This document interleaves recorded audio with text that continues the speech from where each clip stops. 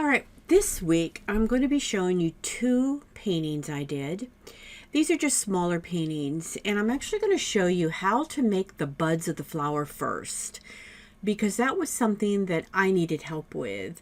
So knowing how to make the shapes of the buds for these flowers were just a great exercise then to be able to take them over into a painting. And then I show you how I actually paint the flowers, the vase, and then the second one will be a painting with collage, and then I do the background. So I think you'll enjoy this. I had a lot of fun creating this for you.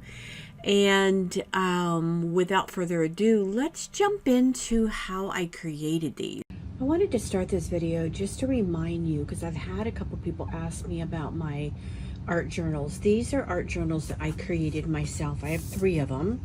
One is like the black and white, one is the floral, and one is just kind of like an abstract, almost floral. They're 8 by 10. They're like a soft, really nice bound cover. They're like 61-pound journal paper.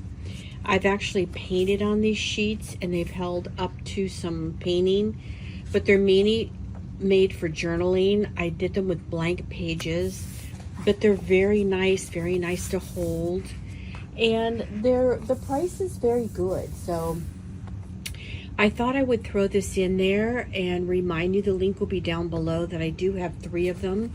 If you wanted to help support my channel by grabbing any of these for a gift, all the explanations on the back. But it's just a way for you to support me and also get a beautiful art journal that you can put in your purse. I take one of these with me when I go to the doctor's, when I'm just trying to write notes to myself, or inspirational notes. I get a lot of inspiration when I'm sitting waiting for an appointment to happen. So just wanted to share these with you, and they've been out there for a while, but I had a couple people ask me where they were because they wanted to grab a couple more for gifts.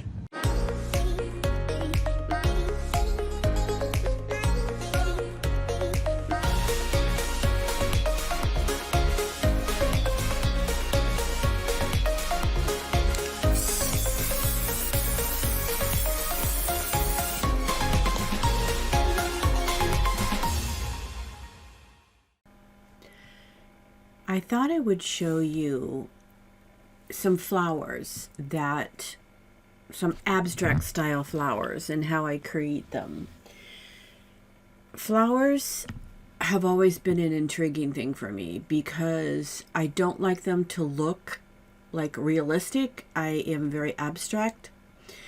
So I thought I would just practice making some petals and flowers and making sure that I included values and differences in shapes.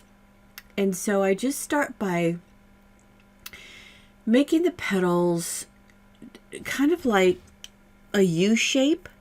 And you can see me here using different shades of the pink. And I just start by one side of the U shape, and then I just build on the other side, and it can be different variations. You can have a wide flower, a medium size, and that one is like a more of a middle-sized flower.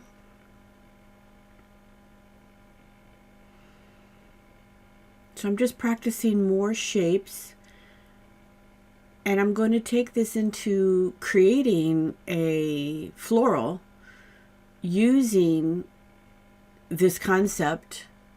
And of course, when you're in the mix of things do get a little bit off from just concentrating on creating flowers, but I thought I would use this concept when I build my flower shapes.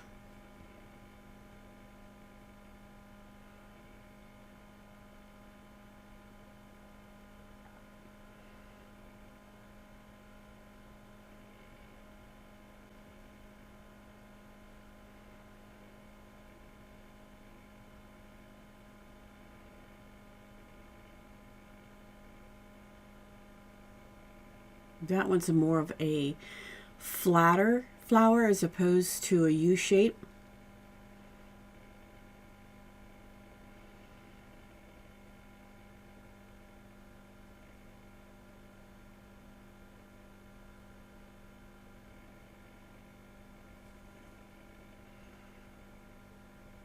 Okay, well, I'm not sure what I did there, but I just added some more to that flower. So the variations of this style of flower can be varied and many.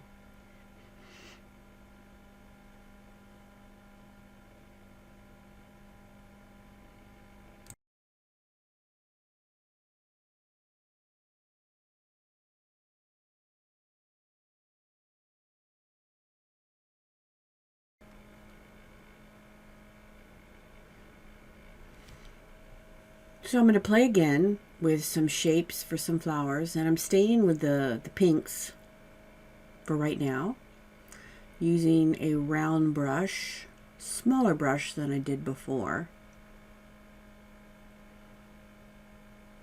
I'm rolling the brush around.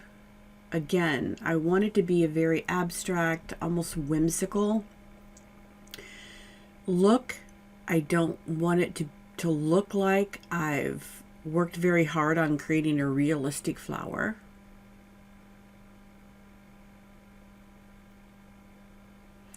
So I have to give myself my own advice that I give everybody else, and that is to be okay being loose. The colors I'm using there is a Lucas magenta, and then it's the high flows. May not be a high flow. I think it is a golden fluid acrylic there, because it's a little thicker than a high flow. But I'm just intermixing and intertwining the different pinks together. Actually, it's the magenta and the white together to make the pink, and then mixing them together to make the flower.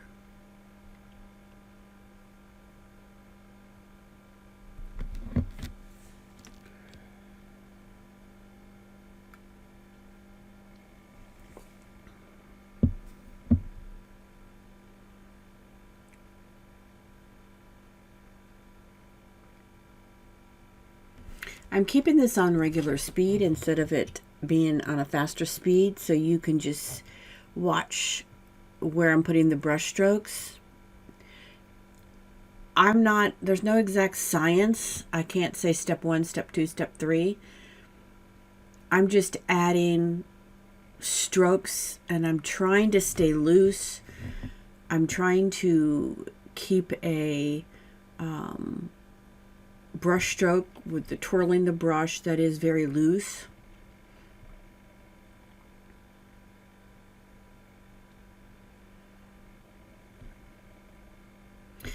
And then I go into a flower more of the round design, because you don't want all your flowers coming from the side. You want some, because when you have a bouquet, they're all going to be looking different. Some are going to be leaning towards you, some are going to be leaning back away from you, some are going to be leaning to the side.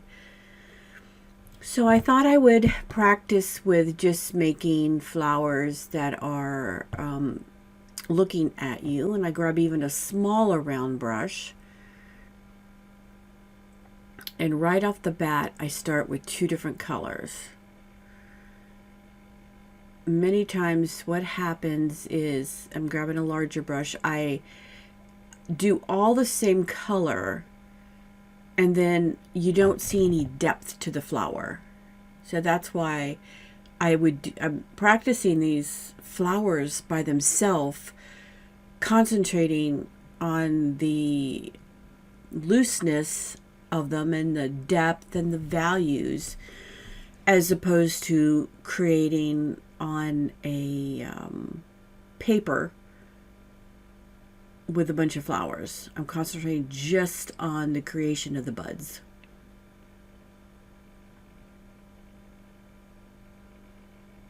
And again, instead of taking one color, I'm building up the petals by using different colors as I go.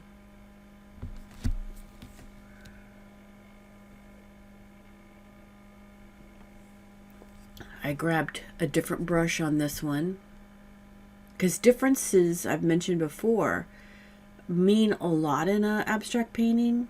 The more differences you have, at least in my viewpoint, the more successful I find my abstracts are. If I'm doing an abstract painting and I'm getting stuck, it's usually that I have things maybe too structured and I want to slap in some differences. And so I will go wild and almost with a very passionate stroke mess up the painting, and that's when it breaks loose.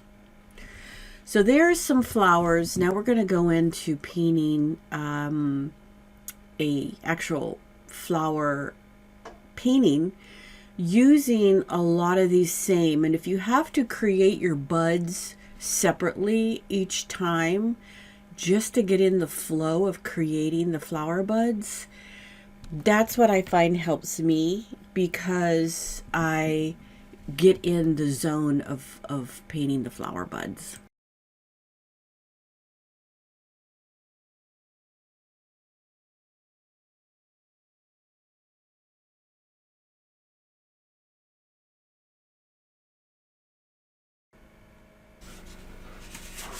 So I'm starting this, it's just on a piece of watercolor paper.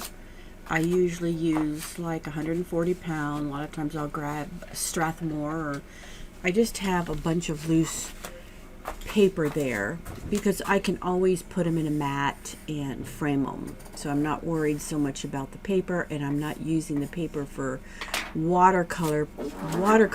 I'm using it for acrylics. So the reason why I started with a vase was to give my eyes an idea of where the vase is going to go and where to help me with the placement of the flowers.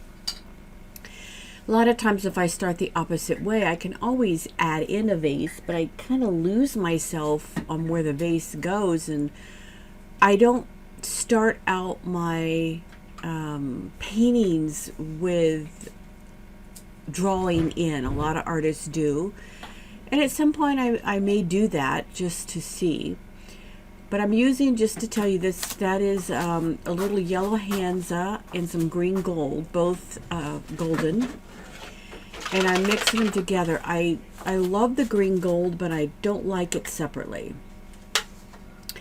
and I like it when it's mixed with some other colors. So I will often add other colors to the green gold, maybe white, or there is probably some of the maybe some black, just to give it a more of a, oh, I'm starting out with leaves. So I put the vase down, and now I'm just adding in different areas where my leaves may be, and I'm just picking up different colors of that green, because leaves are all different colors.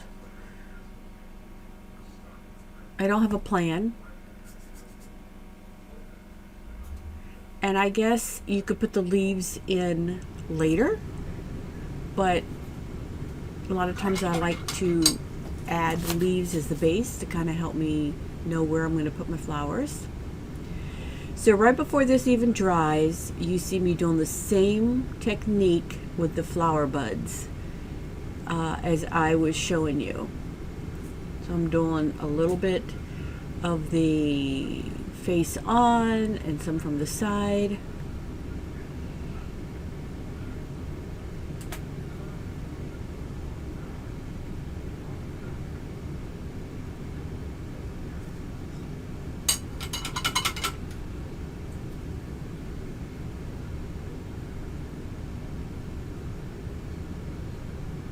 There's one looking down.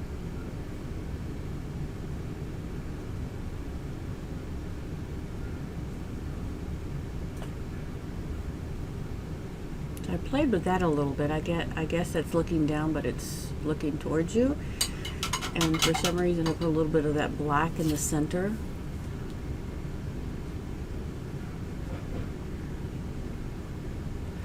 I feel that as you're creating your abstracts, whether they're florals or not, I try not to be afraid of what it is that I'm doing.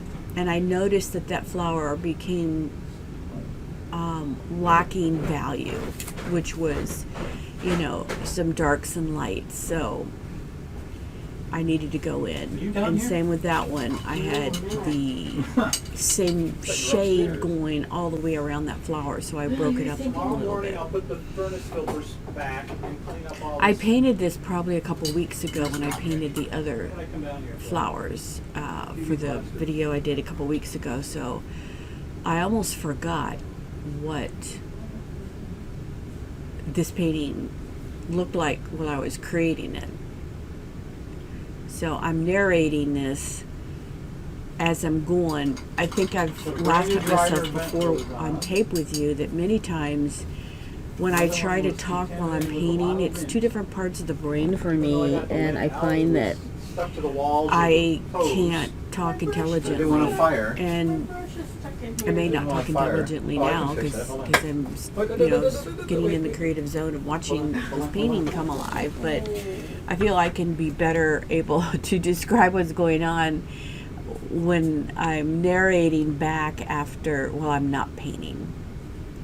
So a lot of times I'll go in and just add pretend stems.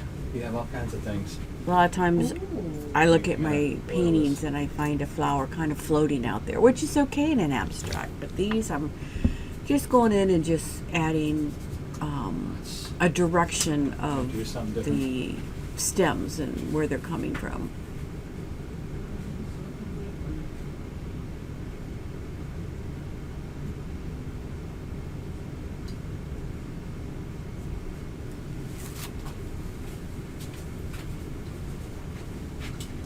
Different.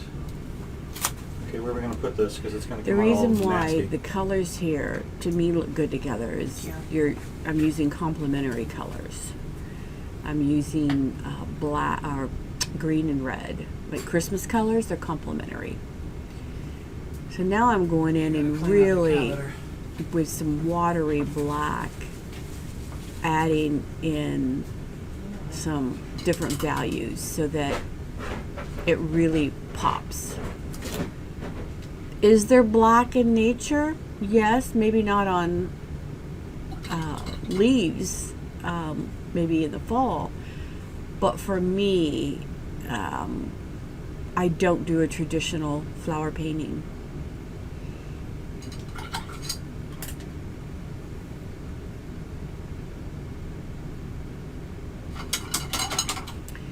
One thing I tend to forget myself is it's better to have an odd number of flowers on your painting. Right now I have an equal number.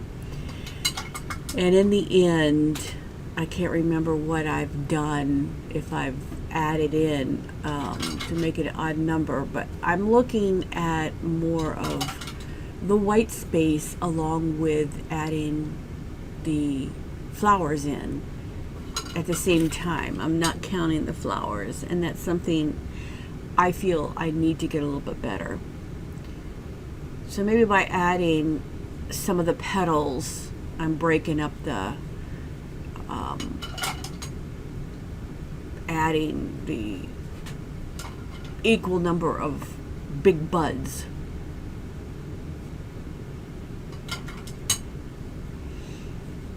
So I'm actually loving where this is going because I think the flowers are all different. I feel that I have a good amount of value, even adding the black in. I would have added in a a greenish color, but I add that in as my background, so I didn't want to add that in now because there was a whole almost series I did where I did a real pretty like turquoisey, dark turquoisey background, and that's what I wanted to add to this, so I didn't want to add that into my leaves. So I'm happy where this is going. I'm happy with the amount of flowers that I have of different shapes. I'm happy with that one looking forward. So I'm going to dry it, and we'll go on to the background next.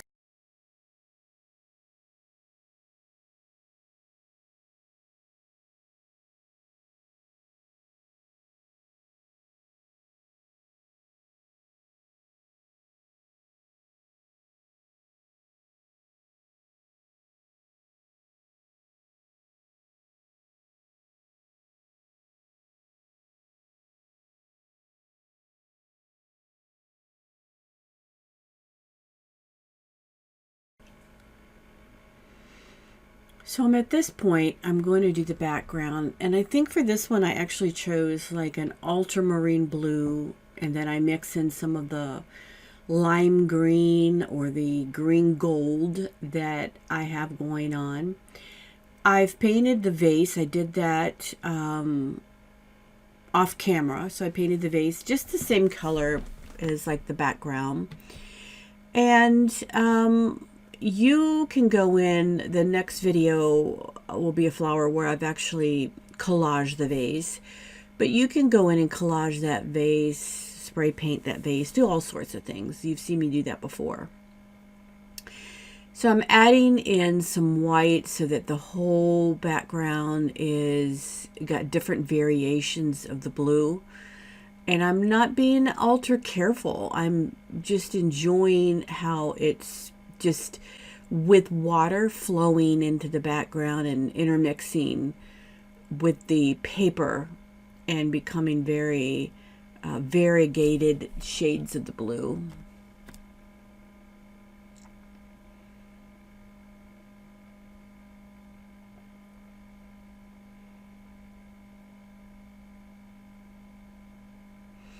You notice at the top there, when I first started, it was kind of dry, and I dipped my brush to get more water.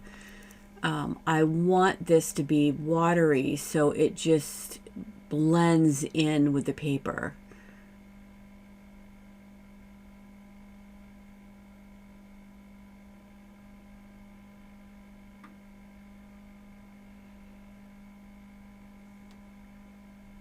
I don't care if it's not perfect. The more perfect I make things, the more unhappy I am with what I do. I prefer things to be less perfect and more abstract and free and loose.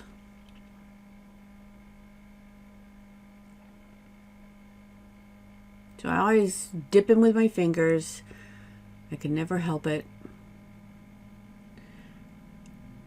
Sometimes you do have to remember, if you're doing paper, to be careful that it doesn't stick to your background. And I use a glass background for my painting, so that's what I was doing, making sure that it wasn't being glued down. So I like where this ended up. I'm going to let it air dry and see where it goes, because some of the paint will still move. That's like a China marker. I'm just marking in, giving some detail to that vase, or pot as this looks.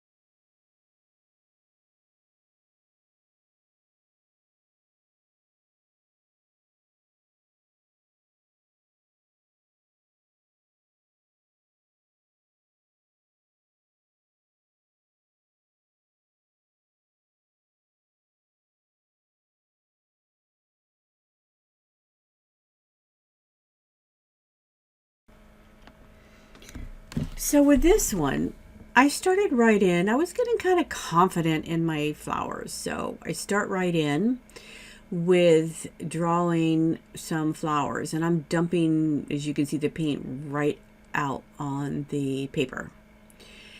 And I'm using different colors, but I'm kind of just messing with the flower looking forward, just very loosely with the brush with a long, this is not my longest handled brush, but it's a small brush with a long handle, holding it about mid-range.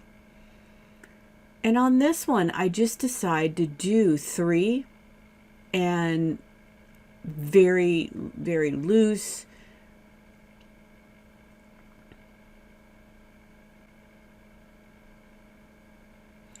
And I'm adding, that is high flow quinacridone magenta with golden. So it's a little different style brush than I did initially, but still that looseness. So at this point, I'm thinking, okay, I'm going to add a vase, and this is going to be a very loose, abstract-y vase. One that looks like that maybe you've done in pottery class and you're just beginning to create your vase, and so it's kind of lopsided.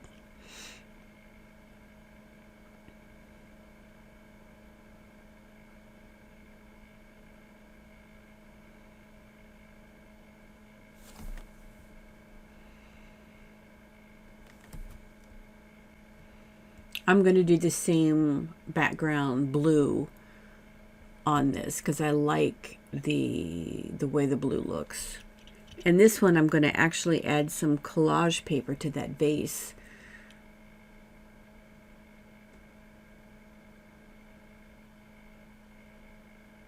There's a video I did a while in the back where I added to the petals tissue paper, different color tissue paper, and that was a really pretty floral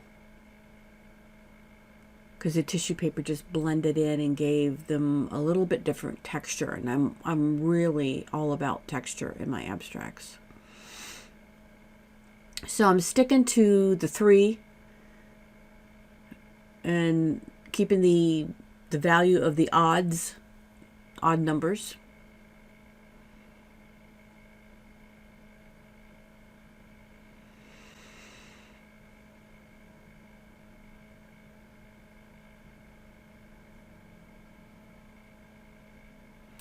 Now this is some of the, probably a deep turquoise. I share with you colors, but colors is very specific to you as an artist. And as an abstract artist, it's important to just, other than knowing values and knowing you have to have darks and lights and differences in your painting, color is very personal. So you could be making your flowers yellow. So I'm giving this a good dry with it's just a hair dryer. I get asked that often. It's just like a Revlon. It's probably 10 years old, but it still works. I keep 2 hair dryers in my studio, one beside my desk, my table type desk that I paint, and one over by my easel. It's a larger hair dryer for my larger paintings. I keep them plugged in so that I can grab them at any time.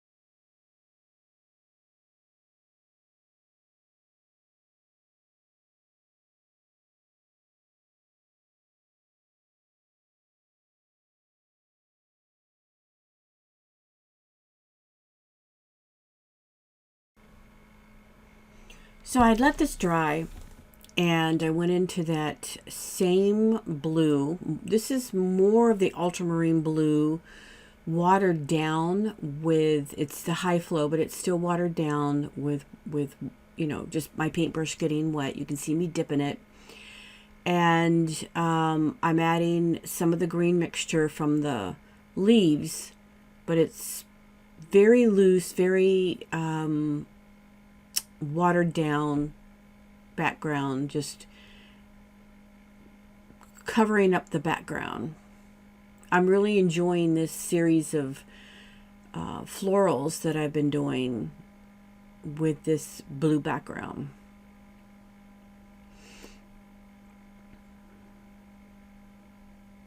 And I gave it a little bit different variation by adding that white in there.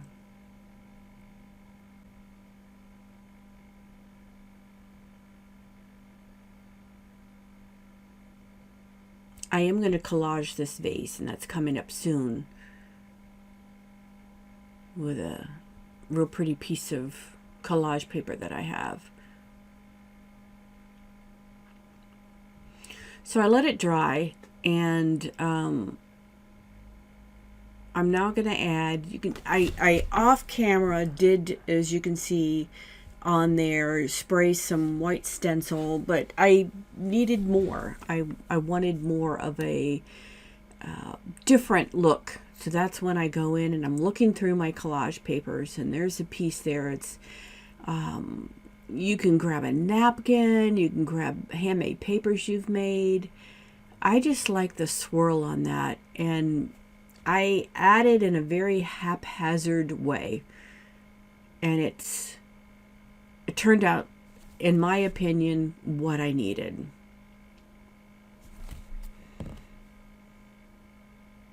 And I'm playing with sticking some of that up in the flower, because why not?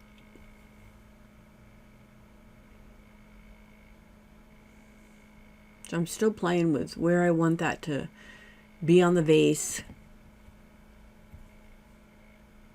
And I will add it with some gel medium. There are some Mod Podges out there that are archivable if you are looking for an archivable look. And I deliberately rip them up so that they're going to be layered. I don't like perfection. I like very loose, haphazard. Looks like I did it in a hurry, but a lot of thought has actually been put into many of the things I do.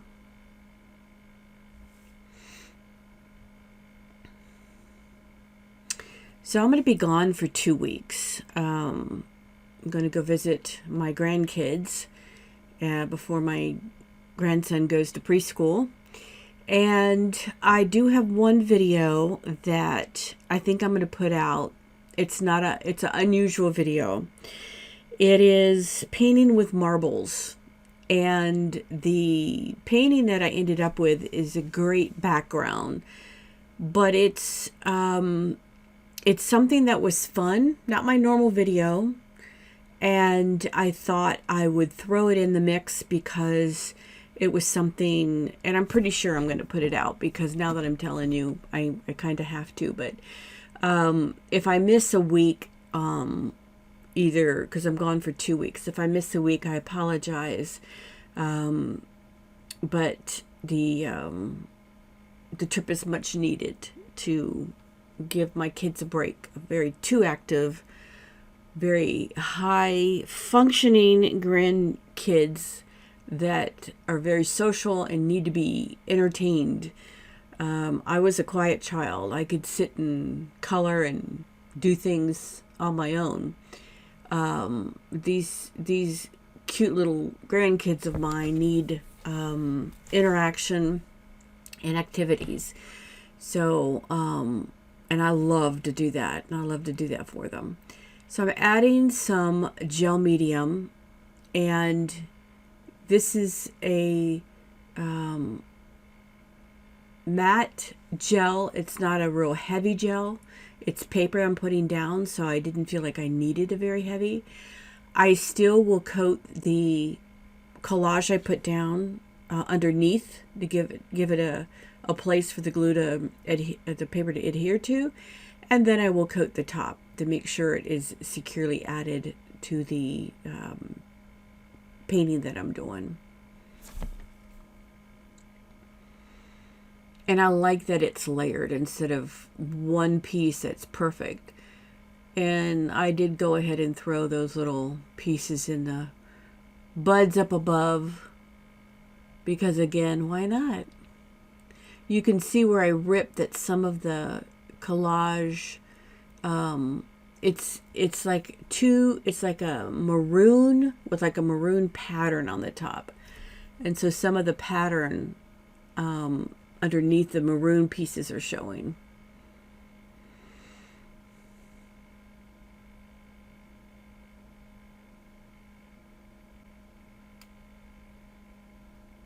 So I'm going to just doing some final touches. I've always heard of paintings never done. And Georgia O'Keeffe has been known to go into into a gallery where her paintings are hanging with paint and actually touch up paintings. So as the artist, you have the right to think a painting's done and then go back in. I had someone one time make a comment to me when I said, well, I'm not quite sure if this is done. And she says, well, why did you sign it then? And I said, well, because at that particular point, that's where I was in the painting. But you can do whatever you want on your art. It's your art.